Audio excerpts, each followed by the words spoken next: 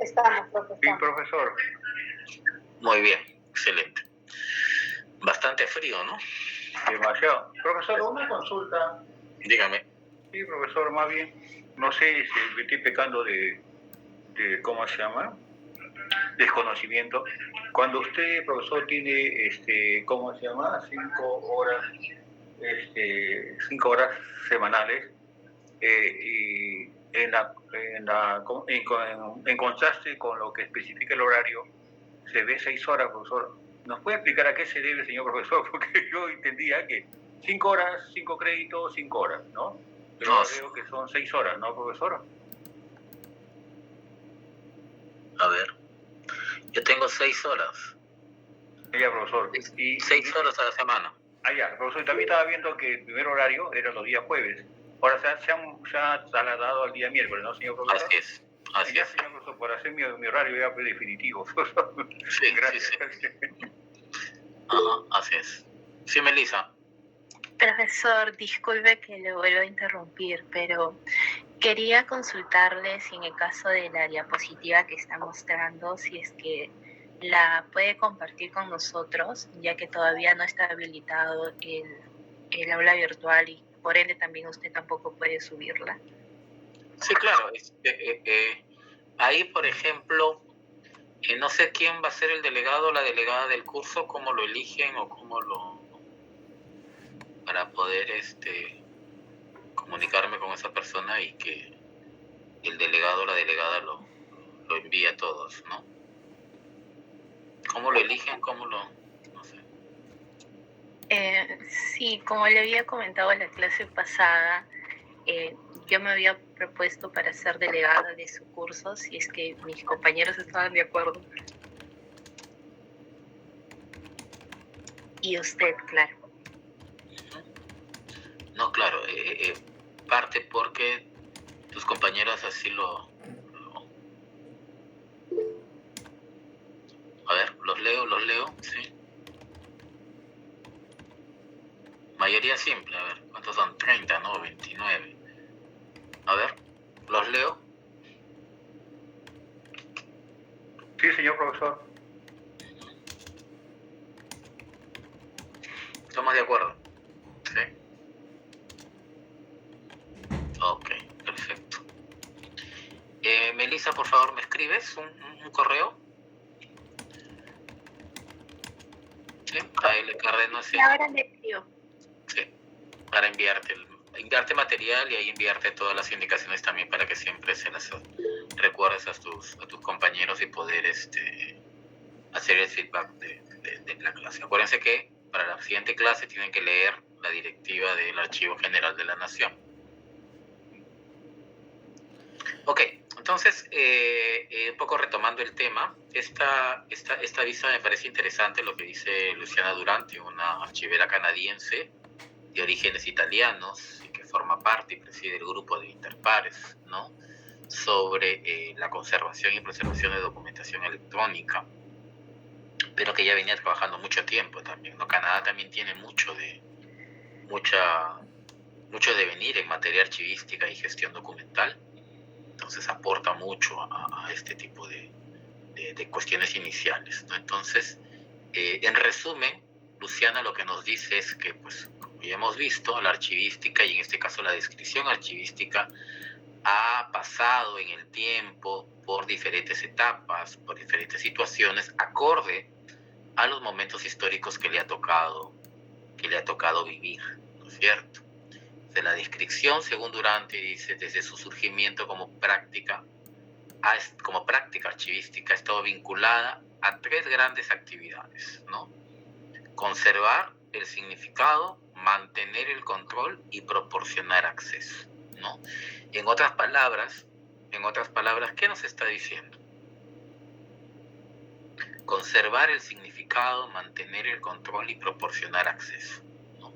Yo creo que mantener el control y proporcionar acceso lo entendemos todos, ¿no? Pero cuando dice conservar el significado,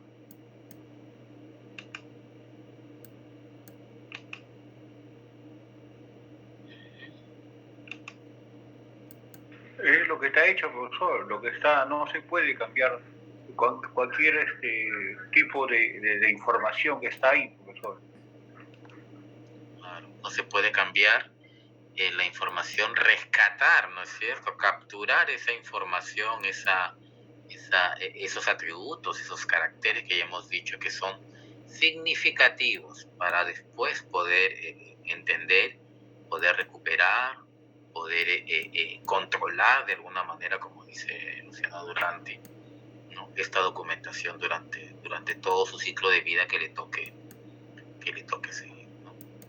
Y hemos hablado del ciclo de vida, ¿no? De la documentación, pero también el especialista en la materia de gestión documental, Upward, un australiano, propuso la teoría del récord continuo, ¿no? Entonces, eso en algún momento lo vamos a tocar para ver de qué manera el ciclo de vida de la documentación es solo una manera de ver, es solo un escenario contra uno más complejo, más ambicioso, que es el récord del continuo o el récord continuo, ¿no? Sobre la misma teoría que se basa en el hecho de entender que la documentación no solo sirve pues al que lo genera, ni a la parte interesada, y solamente bajo un concepto archivístico y de gestión documental, sino bajo un entorno muchísimo más amplio, ¿no? que va a servir y bastante. Por eso es que revalorar estas cuestiones son importantes, ¿no? Tener otra mirada a lo que era el ciclo de vida de la documentación.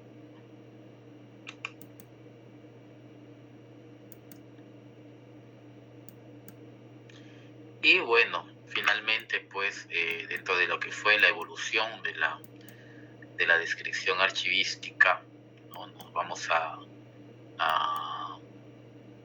quedar con lo que nos dice el autor en cuanto a la nueva visión del archivo como un espacio de gestión administrativa, espacio de gestión científico-cultural, ¿no es cierto?, que permite que la descripción pueda reflejar aquello, ¿no? Y no solo trabajar sola, ¿no es cierto?, valga la redundancia, ¿no?, sino ya estamos viendo pues que tenemos que valernos de otras disciplinas, de otras ciencias, ¿no? Entonces tenemos que conocer de leyes, tenemos que conocer de informática, tenemos que conocer de procesos, de calidad, ¿no?, de reingeniería, ¿no es cierto?, de mejora continua, etcétera, ¿no? Entonces, vean pues que tanto la archivística y en sí misma la descripción, si han evolucionado, si han tenido cambios, si ha habido momentos en su historia, le ha servido para ir madurando e ir a su vez reflejando aquello que tenía que reflejar en el momento para el cual estaba sirviendo, ¿no? Y hoy, conjuntamente con otras disciplinas, otras ciencias, trabaja codo a codo para cumplir con su misión. Acuérdense de la cuestión del acceso, de la cuestión del compartir, de la cuestión del servir, ¿no? El archivo como un área de servicio.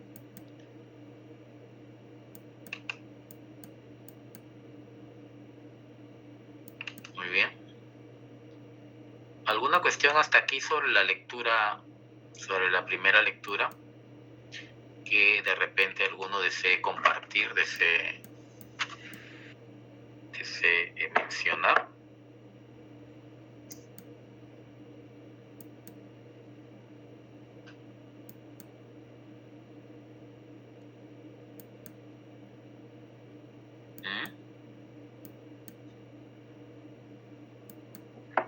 Por favor, yo les agradecería que leyeran el paper, ¿no? Y que siempre es importante a la hora de abrir estos espacios el poder ir comentando. ¿Ok? A ver, entonces ya pasamos esto de la cuestión de la evolución y algunas nociones y de repente conceptuales también o terminológicas sobre la descripción documental, para pasar a ya ensayar de verdad definiciones y ensayar conceptos, ¿no? Donde iremos mencionando, entre otros, al gran padre de la archivística moderna, que es Teodoro Schellenberg, ¿no? Entonces, a ver, Roberto, por favor. ¿Está Roberto? Profesor, buenas noches. Roberto, por favor, a ver si puedes leer esa diapositiva. Claro. Descripción archivística. A pesar de la importancia que tiene la descripción para los archivos y la archivística, durante mucho tiempo esta actividad se realizó sin tener concebidos sus fundamentos teóricos. Aún en la actualidad, muchos profesionales de la información asocian la descripción con listados de referencia, inventarios, guías, índices y catálogos, desconociendo los principios que rigen la realización del proceso descriptivo. Por otra parte, el vocablo descripción es muchas veces conocido solamente como la operación que facilita el acceso a los documentos. Por ello es preciso analizar los aspectos esenciales que han definido el concepto de descripción archivística, desde su surgimiento hasta la actualidad. Los primeros conceptos del proceso comienzan a surgir en la década del 60 del siglo pasado. Gracias, Roberto. Decir siglo pasado, ¿no? Imagínense, ¿no? Ya estamos en el siglo XXI, decir siglo pasado, ¿no? Pensé que estuviéramos hablando de 1800. Estamos hablando de 1960. Pero siglo pasado, profesor. Siglo pasado. ¿No? Parece mentira todavía, ¿no? No nos acostumbramos, ya estamos 2022, ya 22 años de este siglo. Antes de lo que nos menciona el autor aquí, ¿no? En el sentido de referenciar todavía que aún en la actualidad, a veces, como les decía, seguimos haciendo el trabajo descriptivo sin saber que lo estamos haciendo, ¿no? Sin conocer verdaderamente cuáles son los fundamentos de la descripción misma y para qué nos va a servir, ¿no? Entonces, a veces no una cuestión facilista como la que hemos mencionado, de repente solo es acceso, solo es servicio, solo es compartir o solo es control, ¿no? De repente es mucho más. Y en la medida en que nos concienticemos y concienticemos el trabajo mismo de la descripción, pues vamos a hacer un proceso mejor soportado, ¿no? Por eso el tema de alejar, y ustedes que van a ser profesionales en la materia, alejar el tema archivístico solo desde el punto de vista operativo. ¿Por qué de mi presentación, por ejemplo, en esta clase, me parece que a ustedes de repente les ha llamado la atención el que yo les traiga muchos autores, les esté mencionando a cada rato nombres? Porque por cada uno de ellos, señores, ha desarrollado pues una teoría, ha desarrollado una manera de pensar y además lo ha vivido, ¿no? Ha sido discutido, ha sido de alguna manera conversado, consensuado y ha publicado, ¿no? En esa época libros, no como ahora papers, ¿no? Que hablar de papers es hablar de artículos científicos, ¿no? Entonces es bueno referirse a eso, ¿no? Entonces cuando yo los escuche a partir de la siguiente clase también mencionar algo al respecto, me agradaría, ¿no? Que ustedes mencionen a un autor y decir, sí, pues me quedé con lo que dijo Luciana Duranti, o me quedé con lo que dijo Aurelio Tanodi, o con lo que dijo Elio Lodolini, o lo que vamos a ver que va a mencionar Schellenberg o Antonio Heredia, ¿no es cierto? A Carlota Bustelo, que le estoy mencionando bastante, porque en su artículo, en su paper, menciona esto y me parece, ¿no?, muy aceptado, y además en mi realidad es lo que más refleja en mi quehacer, etcétera, ¿no? Entonces se da conocido. Acuérdense que cuando hagan un trabajo de investigación, lo primero que le van a pedir es revisión de bibliografía, revisión de autores, ¿no?, sobre los cuales usted se basa para poder decir que lo que está proponiendo es dable o no es dable. Eso es importante. Entonces, como se mencionaba en el último párrafo, ¿no?, los conceptos nacen justamente a raíz de este personaje, como les mencionaba, ¿no? De Teodoro Schellenberg, ¿no? Además de ser conocido como el padre de la archivística moderna, a propósito de su título, del título de su libro, ¿no? Archivos modernos. Sí, Ana Sofía. Profesor, una consulta. En el caso de Schellenberg, tiene un libro, pero está en inglés. ¿Dónde puedo conseguir el libro en español? No hay el libro en español de de acá, Archivos Modernos. El que está en español es el de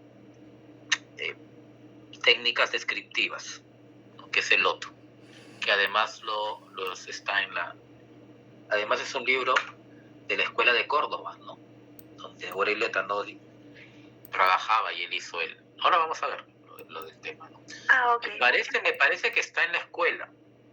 Voy a conversar con el bibliotecólogo de la escuela para ver si yo creo que si lo revisan, a ver. Sí, porque yo tengo ese, pero está en inglés, ¿no? Claro, de aquí es el que está en inglés. Ok, gracias. Muy bien. Entonces, con él, y en base a salir de la caja, salir de la zona de confort y además responder a una necesidad inmediata de hacer un trabajo archivístico, por eso sus 2 libros, Archivística Moderna y Técnicas Descriptivas, ¿no es cierto? Va a reflejar la necesidad que se tenía en ese momento de poder hacer un mejor trabajo archivístico. Obvio, miren, 1960, 61, ¿no es cierto? Pero ya habíamos tenido los 2 grandes principios archivísticos. O sea, no nos alejamos, ojo, de esos 2 principios, ¿ah? Los conservamos y aún hoy, en la actualidad, siguen vigentes. Contra Viento y María siguen vigentes, inclusive con la aplicación de la informática, etcétera, etcétera. De repente, en algún momento, ¿no? Cuando hablamos de documentos tipo blockchain, ¿no? Y donde hay algunas otras formas que pensar, digamos, qué tan aplicable ya son los principios y llegó el momento de cambiarlos, mejorarlos o pasar a otra etapa, ¿no? Todavía no ha llegado ese momento. Entonces, este autor pues rompe estos esquemas, rompe paradigmas y se pone a escribir estos 2 tratados que además sirven de base, ¿no? La pregunta de su compañera sirve de base para otros libros, ¿no? Y el que sí está, y lo puedes ver, que es en español, que si no es un símil, ¿no es cierto?, es por lo menos un ensayo que hace Antonio Heredia cuando habla de archivística general, teoría y práctica, ¿no? Que lo puedes encontrar en internet ahora, de 1992, que hace un símil de lo que hace Teodoro Schellenberg, obviamente Teodoro Schellenberg desde la visión anglosajona, ¿no? Y Antonio Heredia desde la visión española, un poco latina, ¿no? Entonces, por ahí el paradigma. Pero, tanto Antonio Heredia como Vicenta Cortés, ¿no? Que son 2 grandes referentes de la archivística española, se sirven de la referencia de Schellenberg para hacer después sus tratados y formalizar también ella sus puntos de vista. Casi se puede decir en la totalidad están de acuerdo, pero siempre habrá algún punto que por un poco la cuestión cultural, que por un poco las tradiciones, ¿no?, aterrizan de manera distinta, pues, ¿no? Y eso de repente también a nosotros nos falta, porque tenemos teorías, tenemos cuestiones que si bien son de España tradujo las americanas, las australianas, etcétera, las aterrizó, pero nosotros tenemos que aterrizarlas también en nuestro contexto, ¿no? Eso es lo que nos falta, o sea, hacer ese ejercicio nos falta, ¿no? Y simplemente estamos asumiendo tal cual la norma, tal cual la directiva, tal cual la buena práctica, sin saber o sin ver qué tan aplicable es a la realidad, aún conociendo nuestra realidad. Entonces, se entiende que para la realización de este tipo de trabajos, pues no lo voy a hacer en un día, ni en 2, ni en un mes, ni en 2 meses. Requiere de un tiempo y además de un equipo, ¿no?, de especialistas que puedan hacer ese trabajo, pero sería muy interesante, ¿no? para muestra un botón, ¿no? Entonces, cómo España comienza a hacer este tipo de trabajos también. Y es aquí donde vamos a ver un poco el tema de la descripción desde el punto de vista de Schellenberg, ¿no? Schellenberg, el padre de la archivística moderna, que tenía su contraparte en Inglaterra, que es Jenkinson, que es más un archivero historiador, un archivero clásico que adora la documentación histórica que conserva y que no concibe pues hacer, entre otras cosas, por ejemplo, eliminación o selección o valoración de documentos, porque para él sería un sacrilegio, ¿no? Entonces ahí existe una especie de fricción entre estos dos grandes personajes de la archivística en esa época, ¿no? Entonces, a ver, por favor, aquí. A ver, aquí. A ver. Gerson, ¿está Gerson?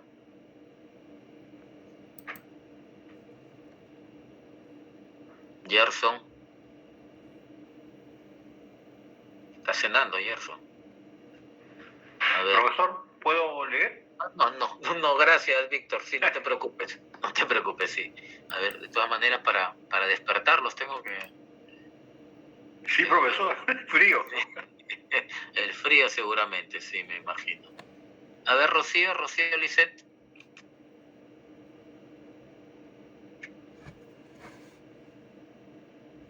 Rocío Lisset. Estoy apuntando, a ver, voy a ver para mi siguiente clase. A las 6 de la tarde, no, 8 de la noche.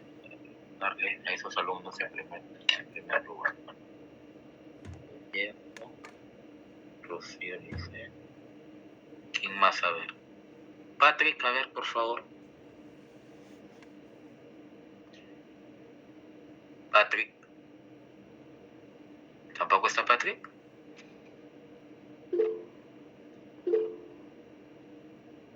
Sí, Patrick. Sí, te escucho. ¿Estás con el micro? No, por favor, les agradecería que revisen su audio, porque es necesario. Es necesario. Y de verdad se los digo en serio. No es broma. Si bien yo no exijo que prendan la cámara, porque igual en condiciones estoy, pero sí necesito que tengan un audífono, ¿no? Porque la participación y el feedback con ustedes es importante. Estamos en la carrera y hay que tomar estas cuestiones con con bastante seriedad. ¿Ok? A ver, Catherine, por favor. Sí, profesor, buenas noches. Sí, primer párrafo, por favor. Ya.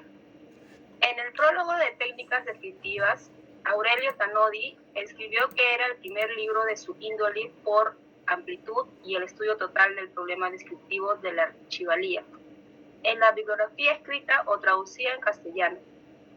En su introducción, el propio Schellenberg ya señaló que la descripción de documentos se puede sistematizar y hasta cierto grado se puede uniformizar.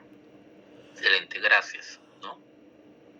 Ahí hablamos además de otro personaje que es un poco el icono es un personaje icónico de la archivística argentina, que es Aurelio Tanodi, ¿no? Y su hija también, otra gran archivera, ¿no? Pero hablamos de archivalía. Y ojo, eso queda como tarea para ustedes para la siguiente clase, Melissa, por favor. ¿Ya? Sí, pero... Averiguar qué es archivalía. ¿Qué es archivalía?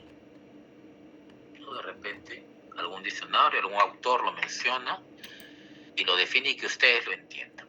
Entonces, pero miren lo importante de su forma de pensar de Schellenberg, ¿no? Miren, año 1961, y ya él pensaba en sistematizar, ¿no? Y hasta en uniformizar, que en otras palabras sería normalizar, ¿no? Una visión bastante futurista que no se va a dar sino hasta 30 años, 40 años después. Ojo, ¿no? Entonces, ¿cuánto valor tiene, ¿no? lo que hizo, perdón, ¿no? en su momento, ¿no? Sigamos, a ver, A ver, Luis Bendezú, por favor.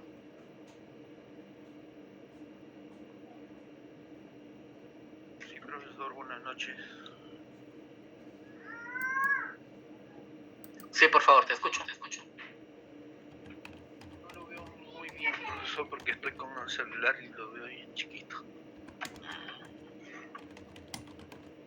Igual, por favor, agenciémonos, sí, porque está en pantalla completa. Sí, se me ha bajado la laptop, profesor, la batería. Miren, si bien es cierto también, si puedes apagar tu micrófono, Luis, no te preocupes. Disculpa del caso, profesor, por esta vez, por favor. Ok. Al igual que lo que le he mencionado sobre el micrófono y esto, es un curso también a partir ya de la primera semana de septiembre, es un curso bastante práctico. Yo necesito de la participación de todos. Porque si bien ahora estamos siendo parte introductoria, ¿no es cierto?, leer bastante, ver los autores, ¿no es cierto?, las escuelas, ¿no?, para entender en qué contexto se desarrolla la descripción y el resultado que tenemos hoy.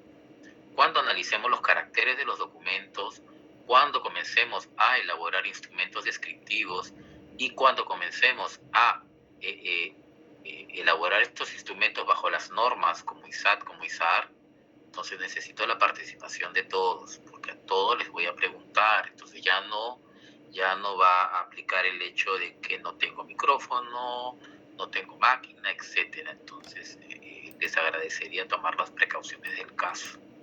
Todos son puntos a favor. ¿Ok? Eso les voy a pedir bastante. Muy bien, a ver, Luis Antonio.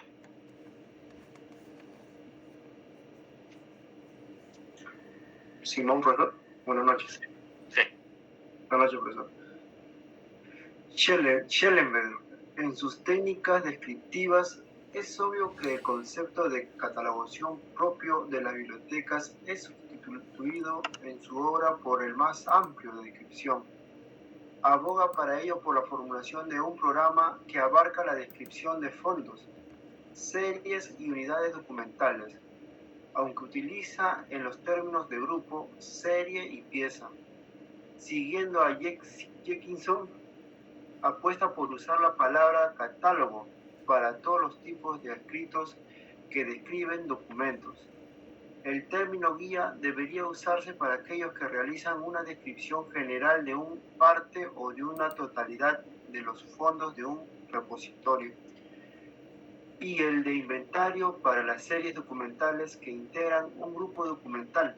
También reflexiona sobre el contenido de lista o índice. Ok, excelente, bastante, gracias Luis Antonio, bastante completo, ¿no? Lo que menciona Schellenberg, ¿no? Y además para la visión de ellos, ¿no?, sobre los grupos documentales, ¿no es cierto? ¿Cuáles son los grupos documentales? ¿Hemos visto algo en archivística sobre los grupos documentales? ¿No? ¿Sí?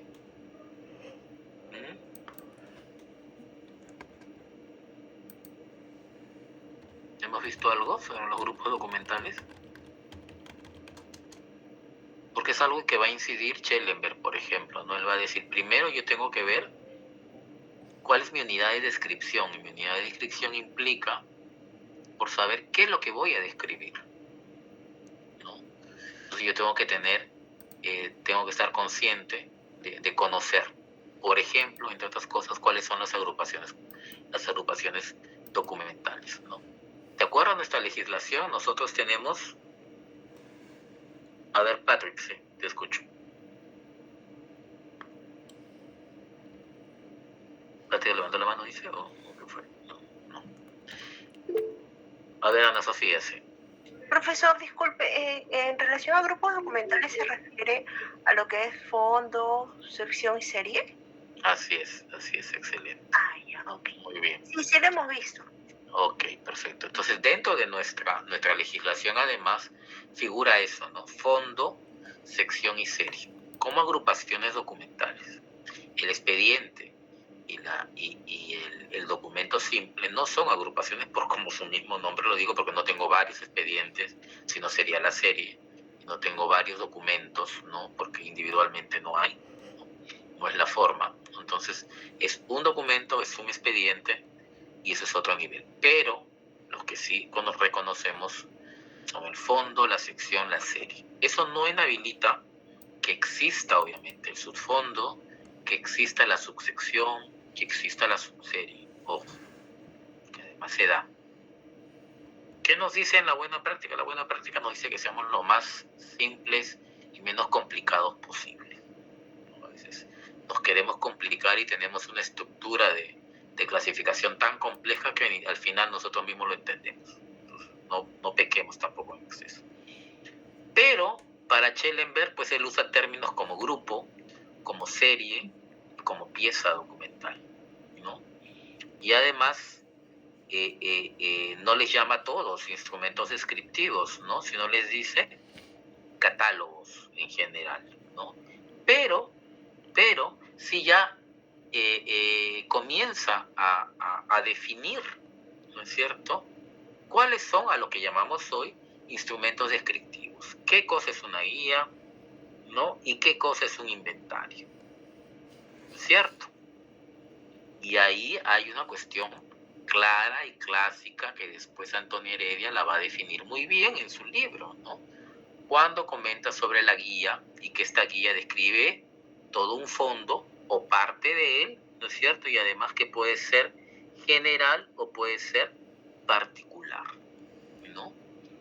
Y después nos define al inventario como otro tipo de instrumento descriptivo que va a encargarse justamente de registrar o de describir a las series documentales. Cuando ya veamos en el momento la relación de las agrupaciones documentales con los instrumentos descriptivos, vamos a entender con mayor razón esta explicación. Se parte desde la propia teoría el decir qué debe de describir cada instrumento y además de acuerdo a lo que después se plantea como programa descriptivo, dada la necesidad que tengo yo de poder informarme, de poder conocer, de poder servir, de poder accesar, etcétera, etcétera, elaboro tal o cual instrumento descriptivo.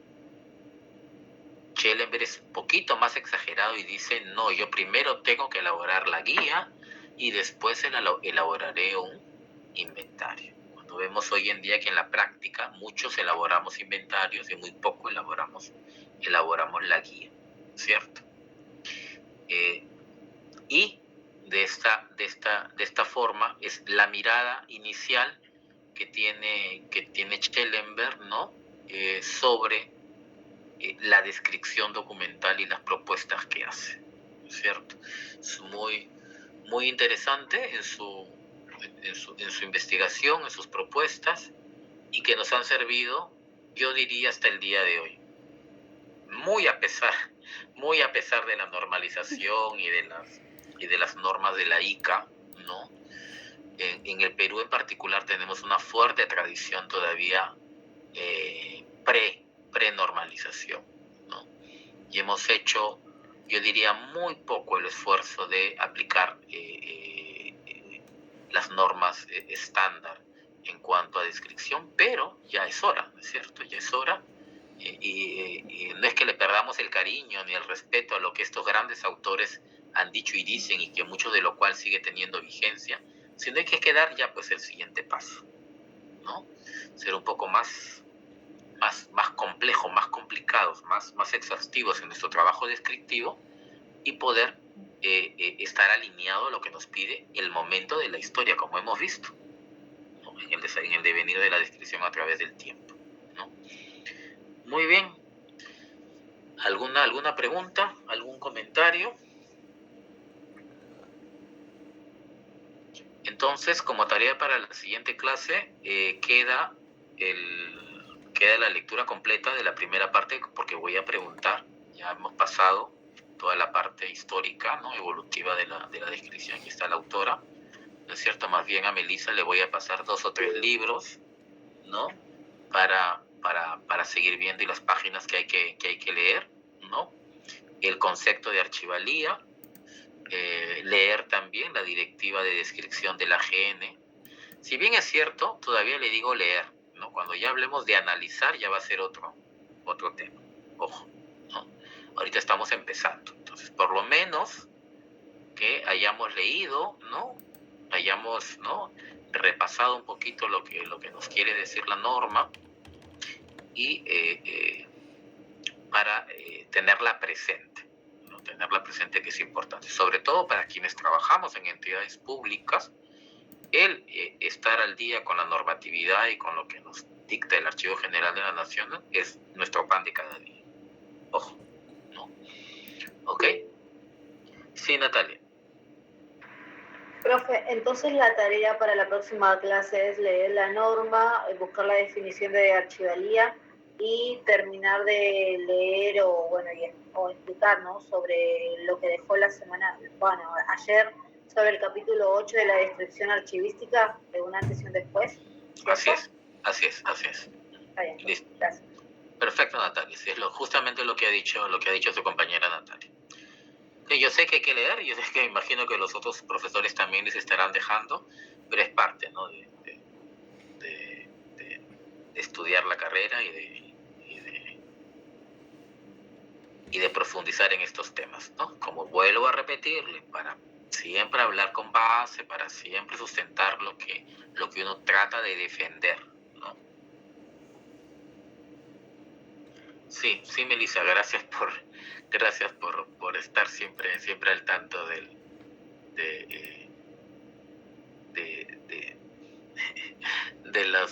los horarios. Muy bien, sí. Son 9 y 11. ¿Ok? Entonces, nos vemos. Un gusto. Vuelvo a repetir. Trabajar con ustedes. Como ven, soy muy preguntón también con todos. El trabajo es así. Cuando vayamos a la práctica va a ser muchísimo más todavía. Necesito que se sienten en una máquina para hacer algún trabajo práctico que vamos a hacer, y va a ser bastante.